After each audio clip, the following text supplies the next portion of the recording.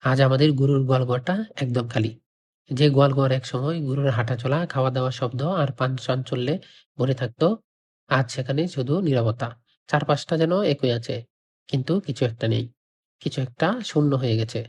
আমাদের একটি খুব সুন্দর গরু ছিল। ছোটবেলা থেকে আমরা তাকে নিজেদের সন্তানের মতো যত্ন করে বড় করেছি। প্রতিদিন সময় মতো খাবার দেওয়া, তার দেখাশোনা করা, অসুস্থ হলে খোঁজ নেওয়া।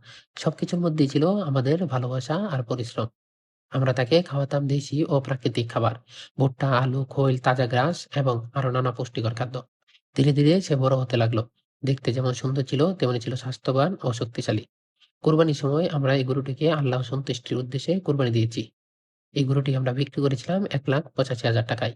কিন্তু সত্যি বলতে তার মূল্য শুধু টাকায় মাপা হয় না, কারণ এর সঙ্গে জড়িয়ে ছিল আমাদের অনেক দিনের পরিশ্রম, ভালোবাসা আর অসংখ্য স্মৃতি। আজ যখন খালি গোয়ালঘরের দিকে তাকাই, তখন সেই স্মৃতিগুলো বারবার মনে পড়ে। মনে হয় যেখানে একসময় আমাদের যত্নের একটা জীবন্ত চিহ্ন ছিল, সেখানে এখন শুধু ফাঁকা জায়গা আর নীরবতা। আমার আব্বা গরু লালন পালন করতে খুব ভালোবাসেন। ছোটবেলা থেকেই আমরা তাকে এই কাজ করতে দেখে বড় হয়েছি। একটা ছোট বাছুরকে ধীরে ধীরে বড় হতে দেখা, নিজের হাতে যত্ন নেওয়া, এটা শুধু একটা কাজ নয়, এটা এক ধরনের অনুভূতি, এক ধরনের মায়া। তবে জীবনটা তো আর থেমে থাকে না। ইনশাল্লাহ খুব শীঘ্রই আমরা আবার নতুন একটি গরু কিনবো। আবার গোয়ালঘর ভরে উঠবে নতুন প্রাণে।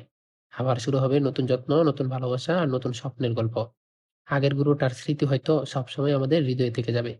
কিন্তু সেই স্মৃতিকে সঙ্গে নিয়ে আমরা অপেক্ষা করছি নতুন এক যাত্রার জন্য। আলহামদুলিল্লাহ, প্রতিটি শেষের মধ্যেই আল্লাহ নতুন শুরুর পথ খুলে দেন।